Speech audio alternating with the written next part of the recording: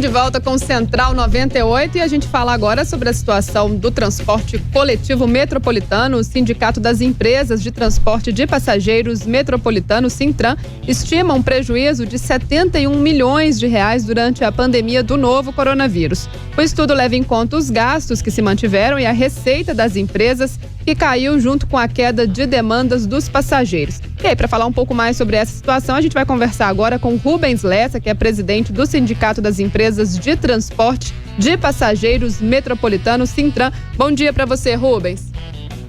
Bom dia a todos.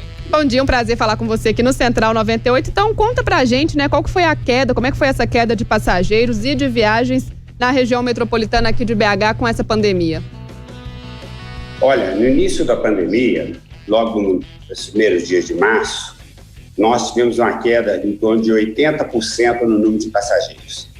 Depois, durante o mês de abril e maio, retornou um pouco e hoje essa queda anda em torno de 60% no número de passageiros. E nós fizemos adequações no número de viagens, junto com a CEINFRA, que cuida dessa programação.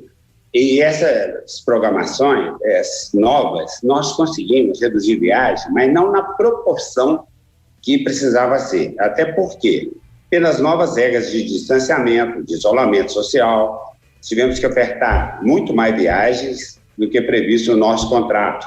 Então, nós conseguimos reduzir viagens em torno de 45% e a queda da demanda está em torno de 60%.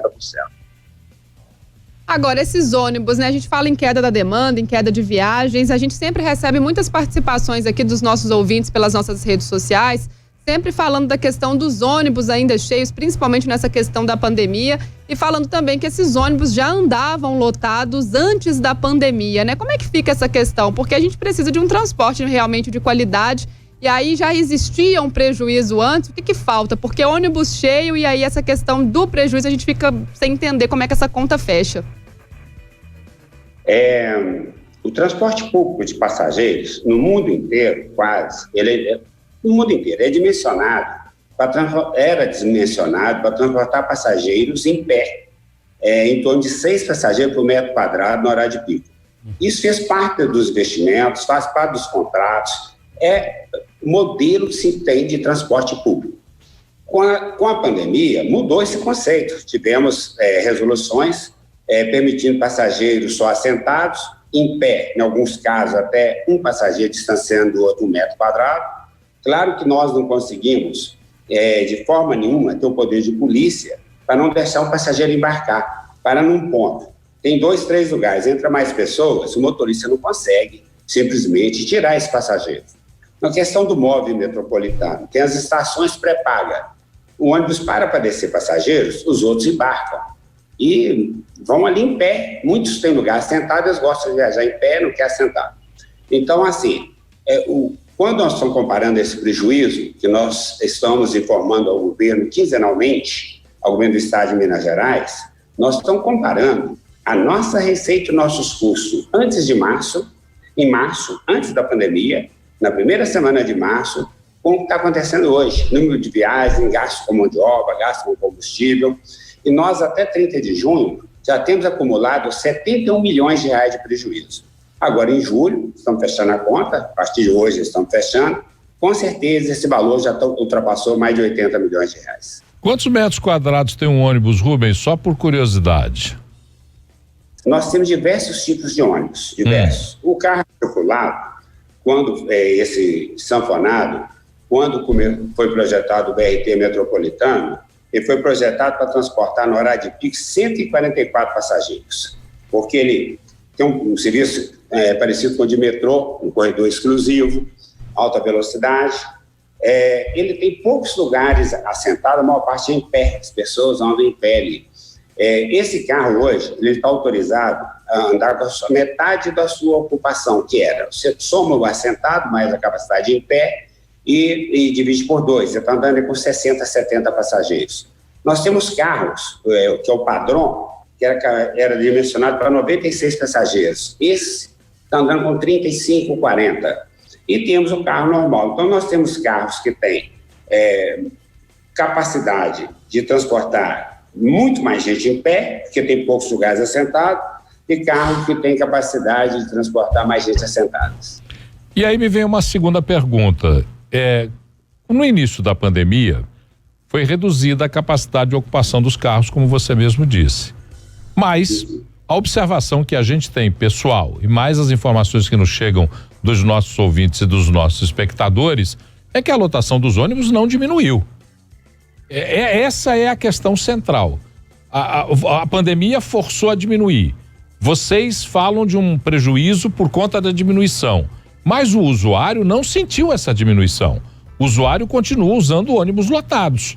Onde é que está a dificuldade para entender ou ajustar esse serviço? E como é que o usuário consegue entender que ele está sendo penalizado por uma conta feita por vocês e pelo governo, um decreto do governo e a conta de vocês, mas isso não está sendo cumprido porque ele continua viajando em ônibus lotado? Olha, para você ver como que diminuiu realmente a ocupação dos ônibus, nós estamos trabalhando hoje, nesse fim de semana, em média, nós trabalhamos semana passada, segunda-feira, com uma queda de 55% no número de passageiros transportados. E nós conseguimos cortar menos de 40% das viagens. Então, nós estamos ofertando 20% de viagem a mais, de 15% a 20% de viagem a mais, que ofertava antes, para melhorar o conforto e distanciamento das pessoas. Nós tínhamos alguns problemas, que o horário de pico, as pessoas concentram nesse horário. As pessoas, muitos setores estão indo trabalhar quase que normalmente, né? Construção civil, outras coisas. E fora do pico, anda totalmente vazio os ônibus. Aí está a grande defasagem, porque fora o horário de pico, muito pouca gente está viajando e nós temos que ofertar as viagens, né? Se você, numa segunda-feira normal, na CI, antes transportava em torno de 900 mil passageiros. Agora nós estamos transportando 375 mil passageiros. Então, é muito menos que transportava. Ô Rubens, a minha dúvida é o seguinte, eu sou usuário do transporte público, eu não tenho carro particular, então sempre me desloco utilizando aí o transporte público da capital, o transporte metropolitano. A minha dúvida é, quando a gente fala sobre essa questão da redução por causa da redução de passageiros, né, consequência da pandemia, fica parecendo que a gente já tinha um transporte público que seguia essa lotação que você explicou no início aí, antes da pandemia. Mas, na verdade, a gente já utilizava ônibus extremamente lotados, eu tenho certeza que estavam acima dessa capacidade de lotação aí permitida, né, antes mesmo da pandemia. Então, quando a gente entra para essa situação em que a gente precisa manter o distanciamento, reduz um pouco a demanda e reduz os ônibus também, a gente não está continuando deixando o usuário aí numa situação preocupante, numa situação que não deveria acontecer nem mesmo antes da pandemia? Concordo com você. Então, o que ocorre? No setor de transporte público de passageiros no Brasil, ele tem que ser repensado. Ele não pode ter como única fonte de custeio o próprio passageiro que está pagando a sua passagem. Esse passageiro que está pagando essa passagem hoje, além de ele estar pagando todas as gratuidades que foram criadas por lei. Votaram-se as leis, criaram e jogaram essa conta para o passageiro pagar. Então, o passageiro está pagando a passagem dele, mais 15% de gratuidades em média. Então, para que ocorra um transporte coletivo com maior distanciamento, com maior índice de conforto, seja dimensionado dessa forma, precisa ter uma fonte de custeio que não seja só passageiro pagante. Senão, o sistema não vai ficar de pé. Ô Rubens, aqui em Belo Horizonte os ônibus estão oferecendo, né, tem álcool em gel para os usuários. Isso está sendo feito também na região metropolitana? Há uma perspectiva disso ser feito? Nós temos o álcool em gel nos terminais, nos carros articulados. Estamos já solicitando faz tempo ao governo do estado, através do comitê que gerencia a crise do Covid, da pandemia, autorização para transportar passageiro em pé nos outros tipos de veículos, com o compromisso de colocarmos álcool em gel em todos os veículos. Uhum. E Rubens, agora falar um pouco do futuro, o que você vê do futuro das empresas? Já há uma conversa com o governo de mudar o contrato? O que vocês estão pensando sobre isso? Olha, nós estamos começando a conversar isso a mais até a nível de Brasil. Hoje ou amanhã deve ser votado na Câmara Federal um aporte para os estados e municípios de 4 bilhões de reais para o transporte público. Esse recurso vem exatamente para cobrir esse rombo. Pelo que está sendo proposto lá, 60% dos municípios, 40% do Estado, e também entra no trilho isso, porque o trilho também está com dificuldade, em algumas cidades que não é do governo, que é privatizado já. Então, provavelmente, esse projeto de lei deve ser, o presidente da Câmara, Rodrigo Maia, ficou de colocar essa semana na pauta, já negociado com o Ministério da Economia. Então, nós precisamos... Oi. Desculpa, pode concluir.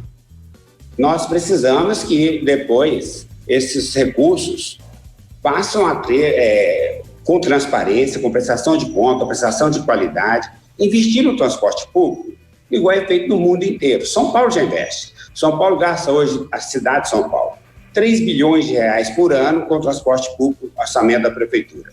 Então nós precisamos que isso ocorra também em outras partes do Brasil. Tem algumas cidades, Curitiba também já põe dinheiro, parece que Vitória já está colocando.